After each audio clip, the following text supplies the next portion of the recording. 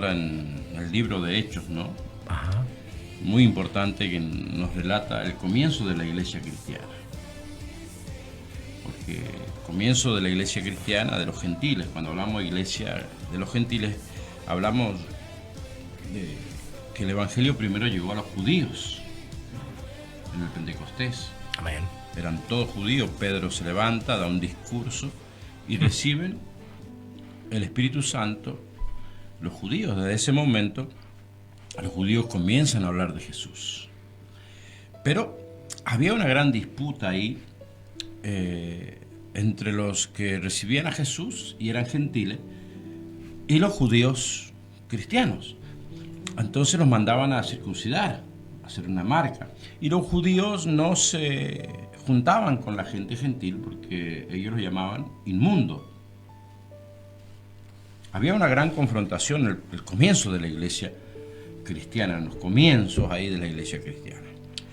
Hasta que Dios le muestra algo a Pedro, y la Biblia nos relata en Hechos capítulo 10 algo muy lindo, que es el comienzo. El capítulo 10 de Hechos es el comienzo de la iglesia cristiana. Y vamos a ver el fundamento del comienzo de la iglesia cristiana. Nos dice el capítulo 10 de Hechos que había en Cesarea un hombre llamado Cornelio, centurión de la compañía llamado La Italiana. Era un romano, que el cual era gentil y no podía juntarse con los judíos. El verso 2 nos dice la condición de este hombre. La Biblia cómo lo relata. Dice que era piadoso y temeroso de Dios con toda su casa. Y que hacía, mire, muchas limosnas al pueblo y oraba siempre a Dios. ¿Qué queremos ver en esta mañana, en esta reflexión? Dice la Biblia que en esa casa él oraba, hacía muchas limosnas, ¿no es cierto? Y oraba mucho a Dios, creía en Dios. Creía en Jesús, oraba, pero no tenía la correcta dirección. ¿Por qué? Porque no tenía el Espíritu Santo de Dios. El sello de la iglesia es la manifestación del Espíritu Santo de Dios. Pero vemos las condiciones del corazón que puede recibir la presencia de Dios. Dice que era piadoso y temeroso. Con toda su casa. Y que daba muchas limosnas. Lloraba a Dios. Mire las cualidades donde se derrama la presencia del Espíritu Santo de Dios. Hombres que buscan a Dios, que oran, que son temerosos, que son piadosos. Dice la Biblia, este vio claramente en una visión como la hora novena del día, que un ángel de Dios entraba donde él estaba y le decía, Cornelio.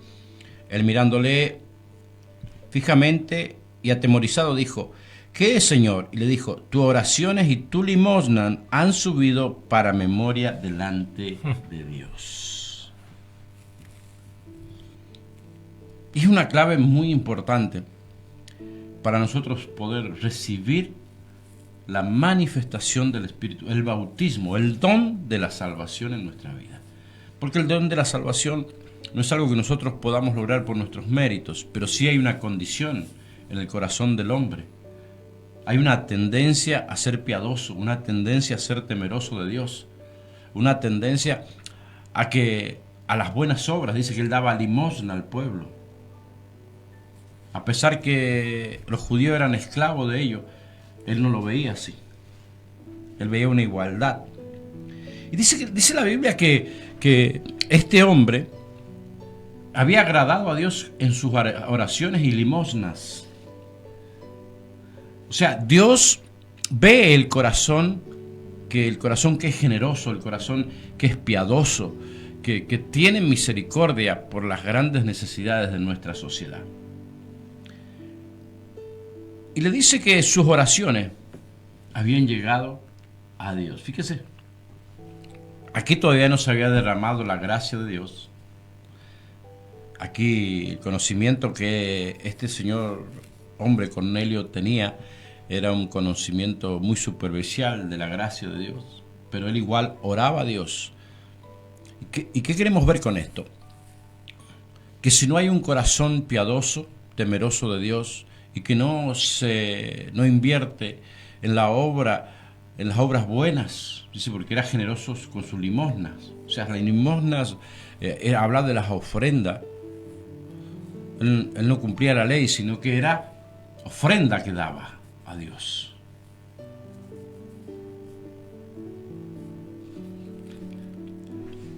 ¿Qué es lo que es importante para recibir la unción del Espíritu Santo, la manifestación, el don de la salvación que viene a través del Espíritu Santo? Porque el arrepentimiento lo da el Espíritu Santo. Pero hay una condición en el corazón del hombre: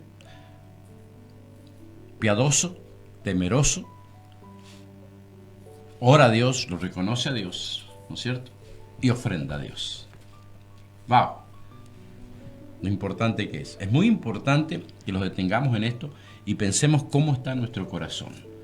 Más allá si hemos recibido la gracia, si hemos recibido el Espíritu Santo, pero fíjese, Dios le muestra en la oración que el ángel le dice: mira, Cornelio, tus acciones de gracia, tu misericordia, tu corazón piadoso, tus oraciones a Dios y tu limosna, dice, han llegado hasta Dios. Podemos llegar a Dios a través de nuestras limosnas y nuestras oraciones. Las oraciones solas no bastaron para que llegaran a Dios, sino también iba acompañado de las ofrendas, de las limosnas que daba para ayudar al pueblo judío. Y la historia es larga, porque el ángel dice que tiene que mandar a unos hombres a buscar a Pedro. Pero Pedro no podía entrar a la casa de un judío. No podía entrar. No podría comer con un gentil, porque Pedro era judío y no se juntaban. Pero este ángel le manda a Cornelio que mandara dos personas a buscar a Pedro. Y mientras las manda a buscar, Pedro recibe una visión donde baja un lienzo con animales puros e impuros y le dice: mata y come. Y Pedro le dice: no, nunca ha entrado algo inmundo en mi boca. Y después de la tercera vez que Dios se lo muestra, le dice: no llames impuro a lo que Dios ya ha limpiado. Amén. Entonces le estaba dando referencia a que también el Evangelio, el mensaje de la salvación, era para los gentiles, para hombres piadosos, temerosos, que oraban a Dios y que daban limosna. Dice Pedro que él comienza a hablar en la casa de Cornelio. Dice la Biblia que Pedro va a la casa de Cornelio. Y en ese momento Pedro comienza a hablar. ¿Por qué es tan importante esta reflexión en este día? Porque el mensaje que daba Pedro era un mensaje sencillo.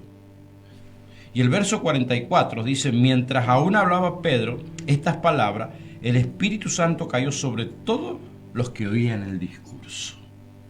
Qué buena referencia para nosotros como ministros, para los hombres que ministran, los que llevan el Evangelio al hogar. Dice en el verso 34, dice que Pedro, abriendo la boca, entró a ese lugar, ¿no es cierto? Y abriendo la boca, dijo: en verdad comprendo que Dios no hace acepción de personas. Amigo, mi hermano, la condición es piadosa, temerosa de Dios, y que sientes y te mueve la necesidad de muchas personas y oras a Dios en tu forma, en tu conocimiento, Dios está escuchando esas oraciones. Dice el verso 35, sino que en toda nación se agrada del que teme y hace justicia. Fíjese, el que teme y hace justicia. Wow. Dios envió mensaje a los hijos de Israel anunciando el evangelio de la paz por medio de Jesucristo. Este es nuestro Señor de todo. Vosotros sabéis lo que se divulgó por toda Judea, comenzando de Galilea, después del bautismo que predicó Juan, como Dios ungió con el Espíritu Santo y con poder a Jesús de Nazaret, y como éste anduvo haciendo bienes y sanando a todos los oprimidos por el diablo, porque Dios estaba con él. El mensaje de Pedro, sencillo, la obra de Dios, la predicación de las buenas nuevas. Pedro estaba hablando con toda autoridad porque él había experimentado, había estado con Jesús. A este Dios dice, y nosotros somos testigos de todas las cosas que Jesús hizo en la tierra de Judea y en Jerusalén, a quien mataron colgándole en un madero. La predicación de la cruz, el mensaje de la cruz. A este levantó Dios al tercer día e hizo que se manifestase. O sea, predica el mensaje de la cruz, la salvación que vino a través de Jesús y la muerte de Jesús por nuestros pecados y la resurrección de los muertos. Causó mucho problema en ese tiempo hablar de la resurrección. Y hoy en día también se ha olvidado, los ministros se han olvidado del mensaje central para que la gente reciba el Espíritu Santo. La gente no va a recibir el Espíritu Santo porque salte una hora o porque se mueva y haga un montón de obras buenas. No, el Espíritu Santo se mueve cuando recibimos la verdad. Y la verdad que Pedro estaba diciendo en este momento, estaba predicando, le estaba enseñando, le estaba diciendo que Jesús había sido ungido con el Espíritu Santo para hacer buenas obras, para interrumpir la obra del diablo, y que había muerto por nuestros pecados, pero al tercer día había resucitado. Le estaba diciendo, este Jesús venció a la muerte, el enemigo número 1 de la raza humana. Y mientras él hablaba, dice el verso 44, mientras él hablaba, Pedro, estas palabras, el Espíritu Santo cayó sobre todos los que oían el discurso. Tu iglesia quiere que sea una iglesia que reciba la presencia del Espíritu Santo, tiene que tener bien claro la condición de su corazón para que pueda recibir el mensaje verdadero de la cruz, el mensaje verdadero del Hijo de Dios, para que puedan creer en el amor de Dios, para que puedan sentir, gloria a Dios, la presencia del Espíritu Santo.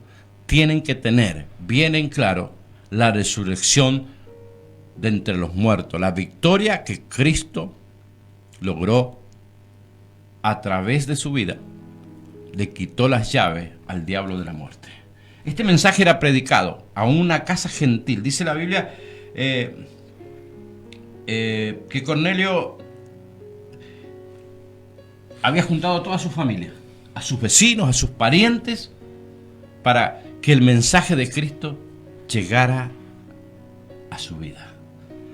Y mientras él aún hablaba, fíjese, pastor, él no hacía falta poner las manos ni estar ministrando.